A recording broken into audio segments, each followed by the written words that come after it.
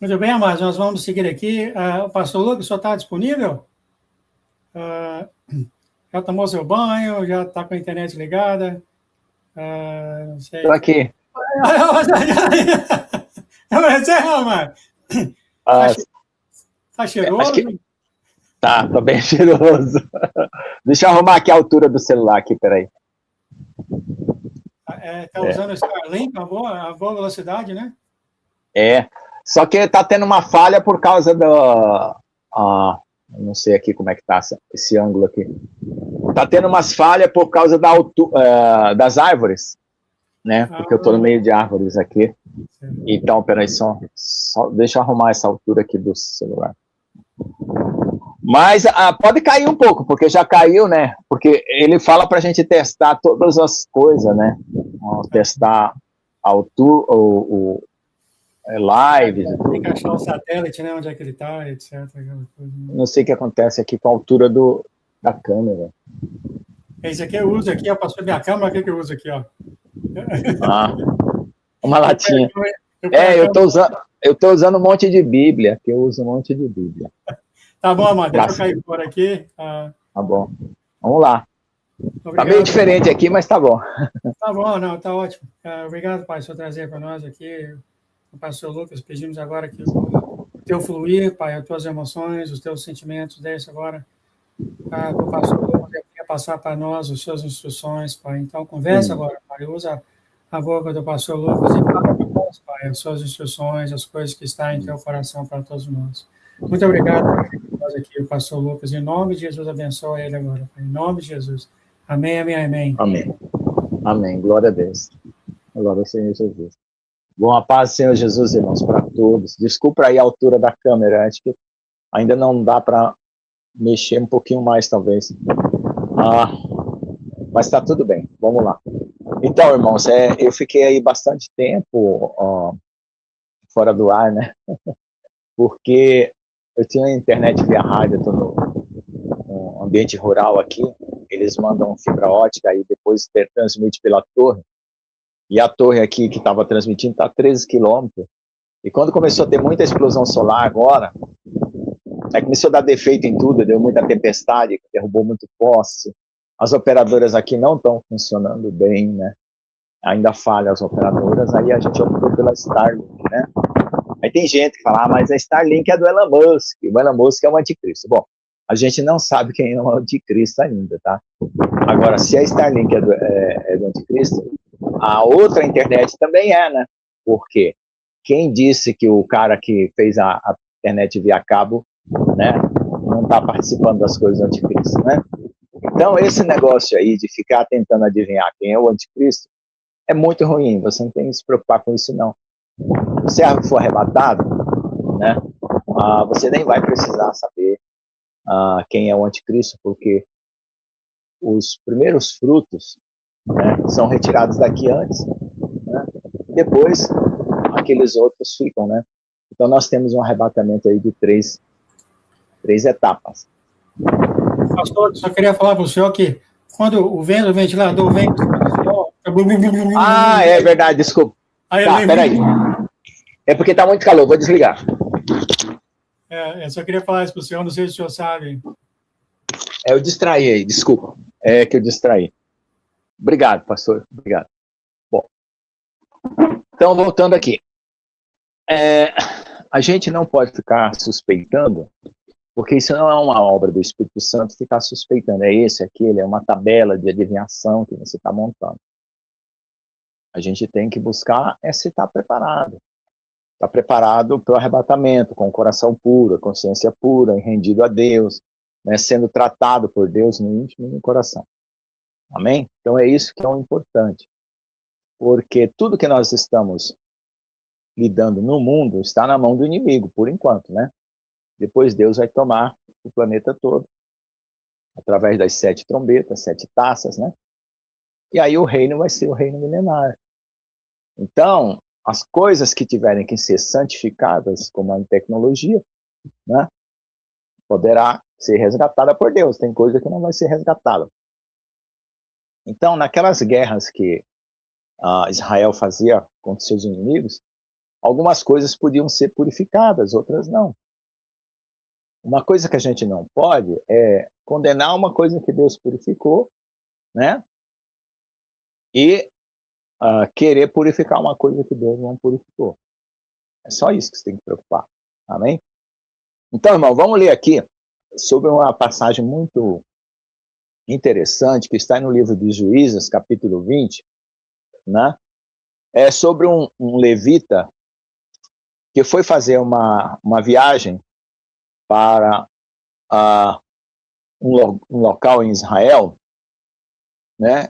E ele se casou com uma concubina, e depois houve uma coisa muito estranha lá, naquela época. Eles quiseram tomar a concubina igual as filhas lá de Ló, né? Quando cercaram a casa de Ló para pegar os anjos lá e tal. O Ló ofereceu as filhas e os anjos lá cegaram aqueles homens de Belial, né? Chamavam homens de Belial, como agora aqui também. Então, é o seguinte, eles cercaram a casa aqui do levita, que, aliás,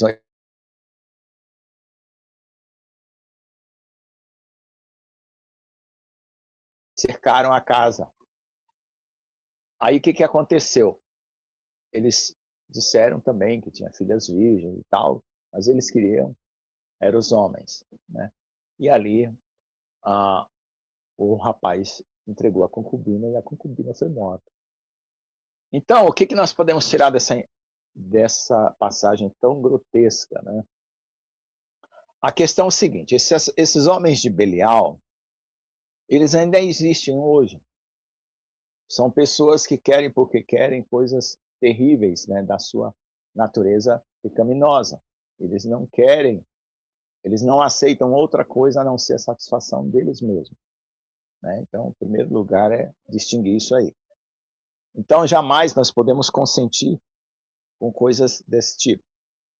A outra situação é que o restante da tribo de Benjamim, isso aconteceu em Gibeá.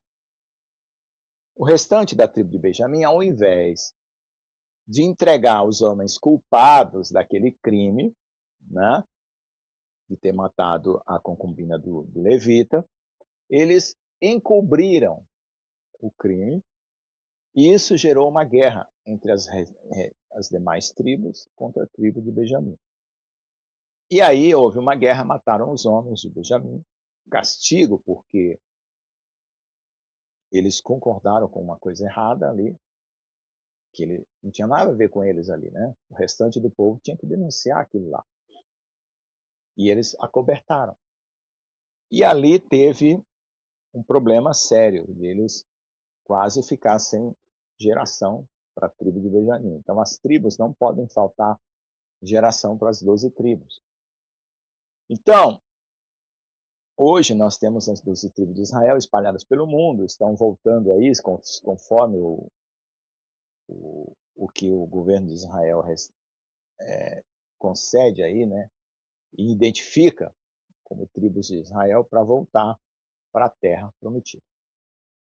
Bom, acontece que os verdadeiros israelitas, né, são os descendentes de Abraão através da fé. E também Deus tem promessa com os descendentes de Abraão através da carne, mas desde que eles também cumpram a lei da fé, né? Então, Deus não abandonou Israel, né? Houve um pregador logo no começo do cristianismo, chamado Marcião. Ele disse que Deus tinha abandonado Israel, Israel não era mais povo, e que agora só a igreja era povo. Isso é uma heresia, chamada heresia de Marcião. Essa heresia de Marcião, ela justificava a matança dos judeus como vingança pela morte de Cristo. E isso fez com que o nazismo usasse desses argumentos para perseguir os judeus. Não? Vamos matar os judeus porque eles merecem morrer mesmo, eles não são gente. E vamos, quer dizer, ser as pessoas que realmente Deus ama.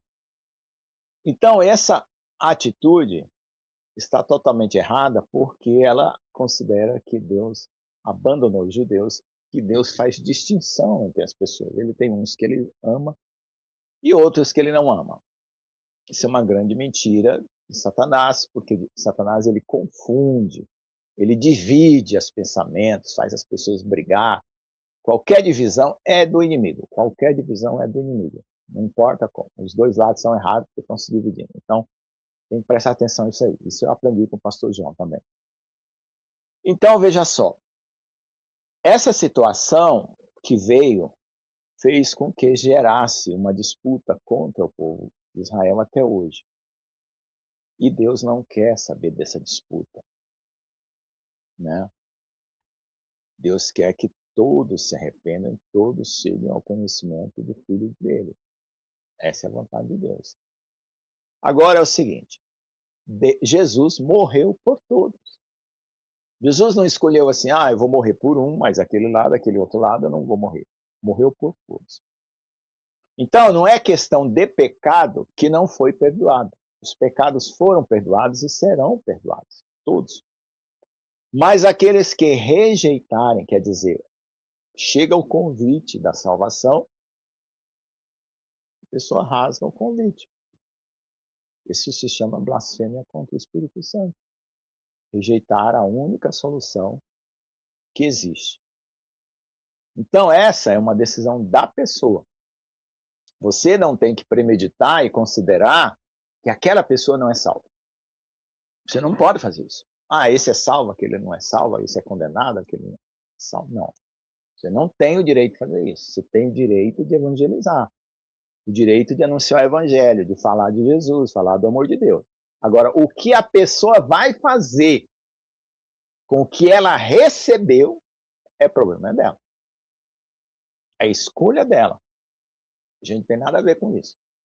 Uns escolhem aceitar, outros escolhem recusar. Eu não sei quantos escolhem recusar, não saí calculando isso aí. Eu gostaria que todo mundo aceitasse a salvação, fosse salvo. Né? Então, veja só. Jesus morreu por toda a criação. Toda. Não foi por uma parte da criação. E acontece que Jesus morreu antes da fundação do mundo. Por quê? Porque Deus preparou o sacrifício de Cristo para depois criar o céu e a terra. Não foi depois.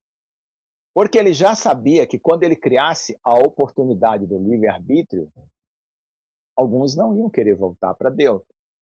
Mas ele ia apresentar a proposta de retorno. Aí a pessoa teria que escolher. E é por isso que é um livre-arbítrio. Entendeu?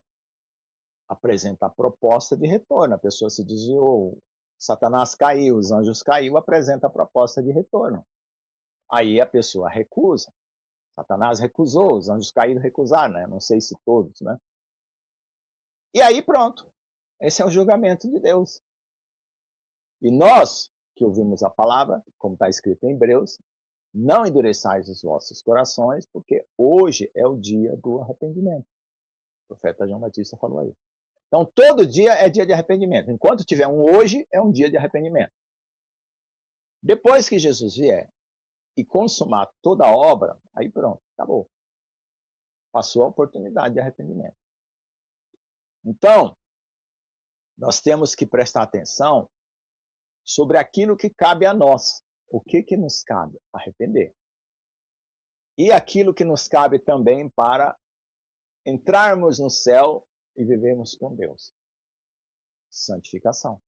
Está escrito, sem santificação ninguém verá a Deus. Então você se arrepende dos seus pecados, entrega seu coração para Jesus, se rende a Ele, deixa Ele trabalhar em você, aceita aquele tratamento que Ele vai fazer com você. Uma hora vai doer, você não vai gostar, vai ser ruim, né? E aí você confia. E ali vai ter a purificação. Então, o caminho é estreito, a porta é estreita e o caminho é apertado, não é porque tem que usar calça, paletó e gravata, carregar a Bíblia, debaixo do sol quente, a meio-dia, a sã doutrina da nossa igreja. Isso é religiosidade. Isso é carne pura, Satanás disfarçado de anjo de luz. Entendeu? O Senhor quer o coração transformado. Não é só o coração, é o coração transformado. Para o coração ser transformado, você se rende todas as áreas da sua vida. Todas. E declara Deus como teu Criador, como teu Redentor, Salvador e Senhor. Pronto. E dá a Ele a prerrogativa total da sua vida. Pronto. Então esse é o Evangelho.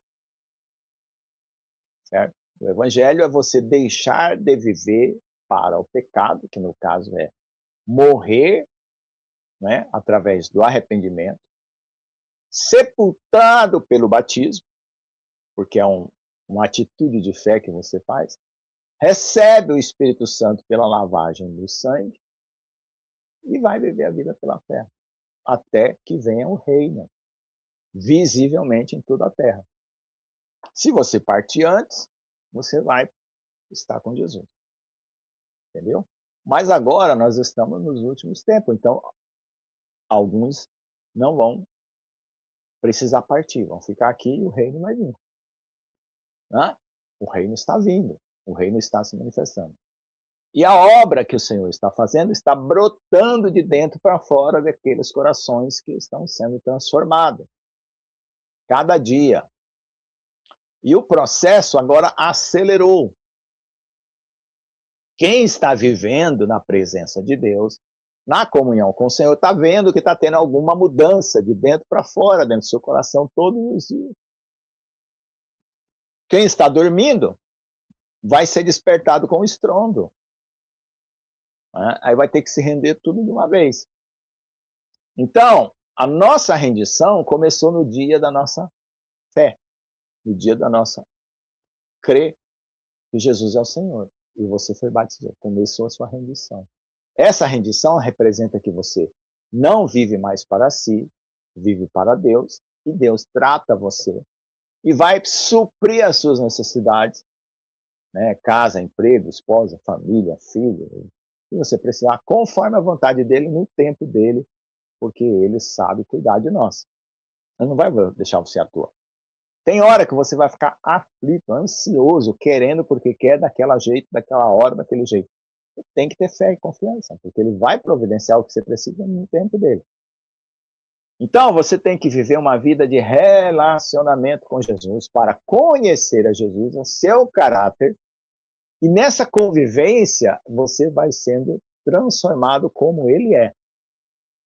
Ele vai mudando o seu conteúdo.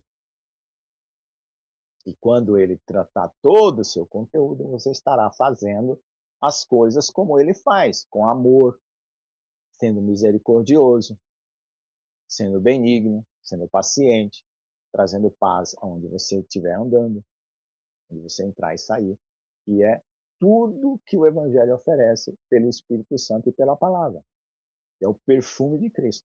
Então nós precisamos viver essa vida perfumada, cheirosa de Jesus. Amém? E aí você vai mantendo a sua posição todos os dias. Teve um arrependimento principal, que aquele foi que do dia do batismo, onde se declarou que Jesus é teu Senhor e Salvador, e tem um arrependimento diário, que é quando você continua renunciando a si mesmo, não buscando os seus próprios interesses, mas buscando os interesses do reino. Né? Aí os teus interesses são supridos pelo rei, que está vendo que você está buscando os interesses do reino. Então é assim que nós temos que viver. Eu falo isso para mim mesmo. Não falo só para vocês. Porque essa é a maneira certa de viver. Eu posso saber a maneira certa e não fazer. Então eu tenho que falar, mas eu também tenho que fazer. Amém? Então, o restante do que existe no mundo é invenção humana, de religião, de regra, de um monte de coisa, que não é o conteúdo de Cristo. Porque a palavra, ela vem para transformar o seu coração. Ela vem para purificar, ela vem para mortificar a velha natureza.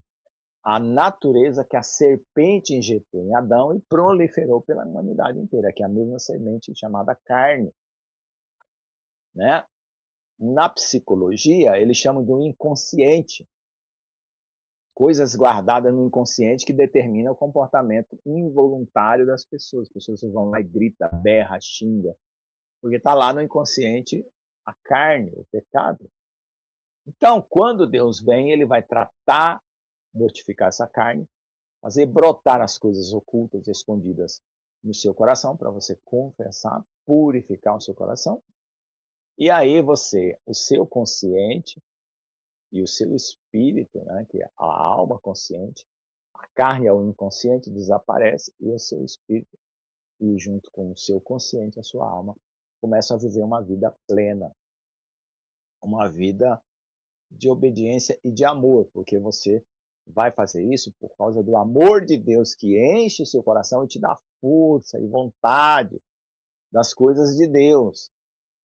Bondade, amor, misericórdia, perdão, tudo é produzido por Deus em nós quando nós entregamos a nossa vida a Ele. Aí qual é o esforço nosso? Obediência.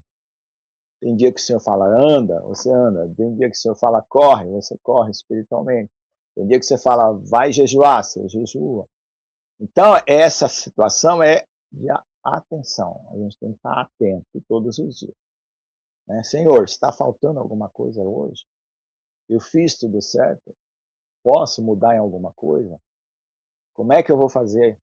Me prepara para amanhã para que eu não vacile, que eu não desvie nem para a direita, nem para a esquerda, e ande sobre tuas pegadas. Mostre se eu tenho que fazer um jejum hoje. Né? Me faz sentir no coração qual é a necessidade, qual é o esforço meu para eu obedecer sempre. Então, irmãos, essa é a vida cristã. Né? E você fazendo isso, Jesus vem, pega você, e está tudo certo. Amém? É bem bacana. Vem, pega você e pum. E vai embora para o céu. Vai morar com Deus. Amém, vai mano. com o corpo glorificado. Tudo é relacionamento, né, querido? Tudo é relacionamento. Né? Tudo é relacionamento. E às vezes a gente ainda vacila no relacionamento, né? A gente sabe que mas a gente vacila. A gente não faz o esforço total, né? Deixa sempre um pedacinho. Amém, querido. Amém. O senhor faz a oração para os irmãos ao redor do mundo, mano? Amém. Ó Senhor, obrigado pela tua palavra, por todos que já trouxeram a tua palavra aqui através do Espírito Santo, que ela esteja moldando os corações, que o Senhor esteja tratando cada vida para sermos aprovados, que o Senhor nos qualifique, que nós sejamos pessoas que realmente se entregam a Ti e se deixam ser tratadas por Ti para sermos qualificados para as coisas perfeitas, justas e agradáveis. E cada um tenha sede e mais fome de Ti e se arraigue ao Teu amor, se aprofunde nas raízes espirituais do desejo, da obediência, da fidelidade todos os dias, não buscando os próprios interesses. E quando a carne estiver aviltada, engrandecida, nos mostra, Senhor, para que nós venhamos a ter mais dedicação na oração e até fazer um jejum para deixar a carne mais fraca. Mas ajuda nós, no que for, que a gente não se desaperceba daquilo que é necessário a cada dia, porque a batalha está tensa, muito tensa no mundo, e as pessoas precisam manter essa posição de vigilância. Em nome de Jesus, amém. Amém, amado. Um forte abraço e bênção sobre você e a Lê, sobre a sua casa. Deus proteja você e cubra você com grande bênção, querido. E você e a Lê seja abundantemente abençoado em tudo que você faz. Que a água viva do Senhor desça por todos que o Senhor entre em contato com eles, amado. Amém, glória a Deus. Como é que está a igrejinha, amado? Antes de eu deixar você ir aqui. Então, um sábado funciona lá na casa do irmão, é uma casinha de madeira que ele secava a plantação de fumo dele, aí ele transformou numa igreja, e um sábado acontece aqui. É uma vez lá, uma vez aqui. Aí está acontecendo assim. Mas aqui parece que o povo ainda não aprendeu a vir aqui, vem poucos, lá vem mais. Aí eu vou lá também. Amém, amado. Fica na paz, então. Deus abençoe. Amém.